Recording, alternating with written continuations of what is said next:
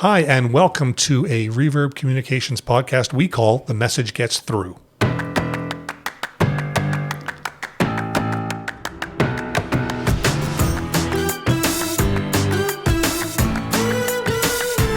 Glenn Kubish. I'm the creative lead here at reVerb, and every couple of weeks I get to hang out with a couple of my crack colleagues here and talk around the podcast table about messages that made their mark, communications that hit the target, tactics that show some strategy behind them. This week, Margot Magnan, communications lead, is bringing thoughts about No Frills. No Frills. Julia Malero, project director, is on Duolingo. And I will make it a Super Bowl adjacent trifecta by talking about a PSA from the World Without Exploitation group. But Margot, you're out of the chute first. What do you got? All right, so we've got a No Frills ad that ran during the Super Bowl. So roll it. Welcome to the No Frills Halfway Show, with appearances by Oasis, Black Eyed Peas, M&M's, Iced Tea, Salt and Pepper, Cake, Ginger Spice, Temptations, Corn, and Whole Red Chili Peppers. This low-cost halfway show has been brought to you by No Frills. Okay, love the Temptations. Each one was a musical reference. Which is funny because I don't think I realized until Black Eyed Peas. Oasis, I was like, okay, juice, maybe they're mixing a drink during the Super Bowl, something related to hosting. And then Black Eyed Peas, I was like, okay, that's completely unrelated. And then I got the joke, which I thought was pretty cute and witty. By that time, I was waiting for the next one. And then, you're like, oh, okay, that's good. Oh, that's good. What's the role of humor? It makes it more memorable. It's not the first time that No Frills has used humor. No Frills actually has an album on Spotify. And they have one that they put out during the COVID-19 pandemic that I recall hearing in their stores. And it was like reminders to not overhandle the produce. It was reminders to stay a cart apart. They were recorded, they were produced, and they were really well done. I still listen to the song called Bananas. Oh, no. I thought it was really on brand for No Frills. First of all, I feel like their yellow branding is very noticeable. We all kind of see it. You've seen in their stores, they have the bags that say bag or a shirt that says shirt. Everything is yellow. So immediately, it's No Frills. What about the voice? What about the narrator's voice? Like an announcer. I think it worked, especially because if they're going with the low-cost halftime show, we see all these other commercials with Skip the Dishes with celebrities. And so this is very, again, on brand for them to just have something, showcase their products. There's no celebrity endorsement. It's just what you see is what you get, and you pay for that. They might also have the upper hand in saying, yes, we realize grocery prices are very expensive, but we are trying our best to keep it low cost. So our branding, it's minimal. It's just a name on a label. There's no photos. The printing's probably a lot cheaper. So that might save you a few cents here and there. So it worked. It works. Yeah, that cost savings comes to you. Yeah, exactly. Yeah, absolutely. I think that came through. The message came through. Okay, I'm going to bring us down by talking about something that caught my attention on Super Bowl Sunday, which was the release of a PSA from World Without Exploitation.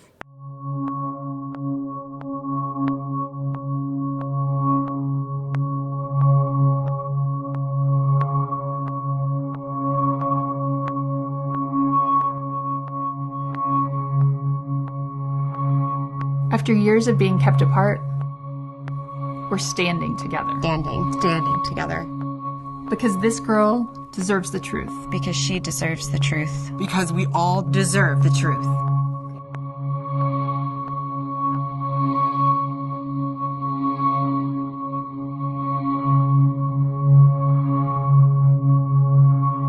What first caught my attention in that spot was the creative decision about the redaction image. We've all seen the redactions in the images of emails that are protecting names, but someone figured out a way to repurpose that and turn it into a gag over the mouths of the women whose voices are not being heard. I saw that from the perspective of the survivors, where they're trying to speak out and, they're pushing for these files to be released, for people to know what happened, for people to be able to read it for themselves. And those redactions that they add to the bottom, where they're covering up the narration, is almost like their voices are being taken away when they're pushing so hard for it to be released. Right. So much of what happens in public discourse these days has to do with a battle over interpretations of things. What did that sentence really mean? What did that video really mean? What did that image mean? What did that halftime show really mean? And that's where I think the power of that creative decision to reinterpret the redaction image was so powerful. It gave me another interpretation, another meaning that I carry with me and watch reappear when I look on social and see a redacted image.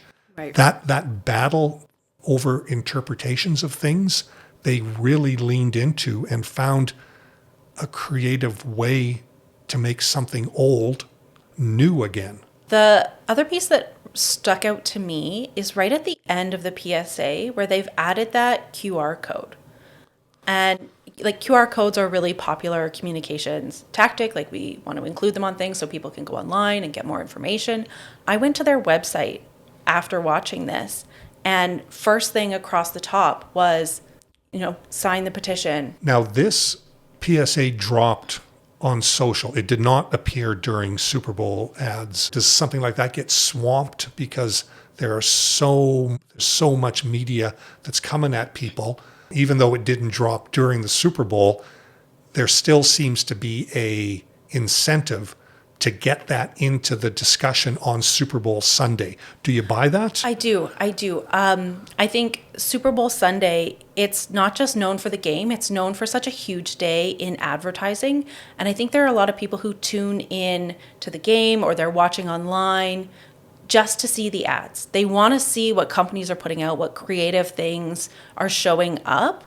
And so I think it's really an opportunity that they took advantage of to ensure that they were part of the story because they knew that news organizations would pick it up. Talk a little bit about the word that you used, that it was an opportunity. This was more than just an opportunity for awareness raising.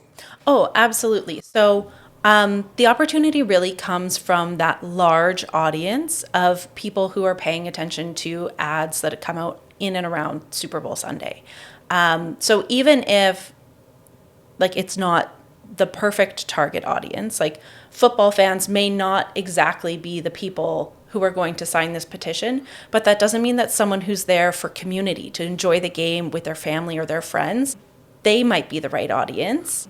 And they might be the one who's scrolling on their phone because they are less interested in what's happening on the field and more interested in what's happening online in and around the game.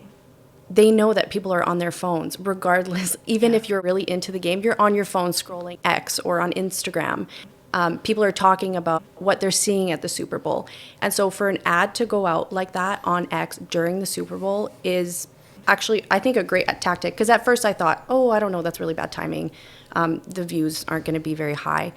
But people are on their phones the whole time because they're seeing what's trending. They benefited from the short attention span everyone has, right? That's even right. if you're watching the game, like you said, you're still on your phone because our attention spans are just so short now. Like we're addicted to scrolling. Great thoughts. Okay, Julia, bring us home. I have Duolingo for us today. Duolingo is close to my heart. Love a little Duolingo. Not to brag, on a 600 and some day streak. But today we're going to talk about the Duolingo ad that they posted on Instagram ahead of the Bad Bunny halftime show to encourage people to learn a few words in Spanish. Perreo. Titi me preguntó.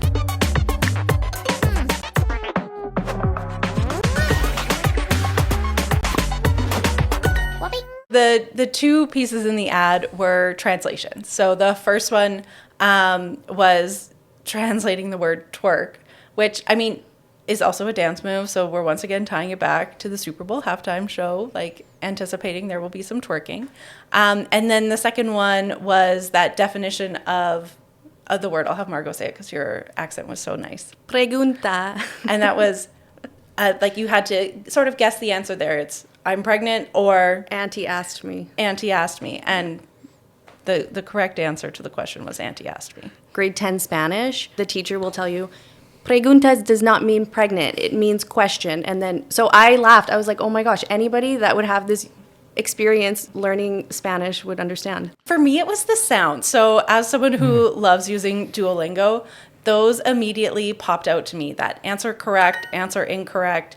And I was immediately drawn into like, okay, like what time today am I going to do my Duolingo so I don't lose my streak? It's probably more of a positive trigger than a negative one, like a Microsoft Teams ping, like a message ping, or, you know, your phone alarm. If you hear it in a commercial, you're like, oh my goodness, that was... It's a more of a negative trigger, but that's probably more of a fun trigger because you volunteered to do it. Talk a little bit about the opportunity here as well and what the opportunity consisted of and why it was an opportunity. So a few months before a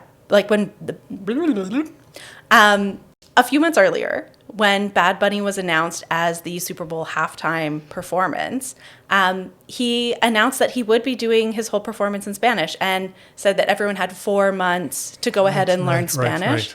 So it's really cute to me that Duolingo took this opportunity to try and like reinforce that and reinforce like learning other languages. Now, they used humor as well here. They always do. So actually, anytime Duolingo does anything, they have my attention because they're very active on social media. They are commenting on people's posts. Their posts are so funny. Their mascot. At one point, they killed off their mascot, but he's back. And they, you know, they shoot videos in their headquarters, and like everything they do is really well thought out, and it's funny.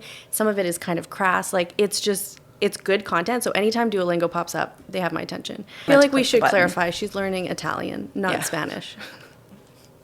Gotcha. Okay. So you're ready for the Olympics. Oh, I'm so ready for the Olympics. Did anything catch your attention about the opening ceremonies at the Olympics?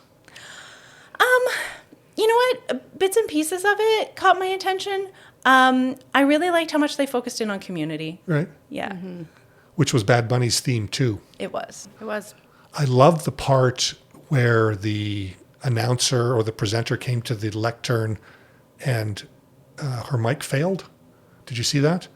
And, no, I didn't notice. And she was getting all rattled, and I mean, it was an act because she had to rely on hand gestures, and Italians apparently have the choice of hundreds of hand gestures to get their message across, and so she did everything.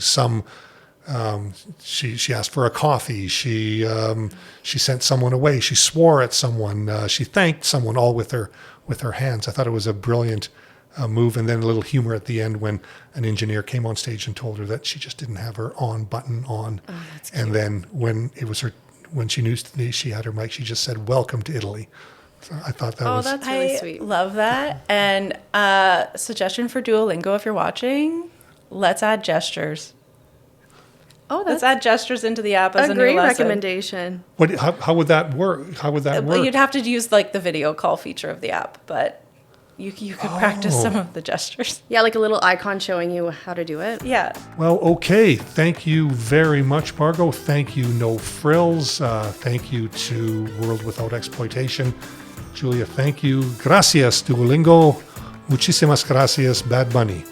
And thanks to all of you for joining us on this episode of The Message Gets Through. We'll see you soon.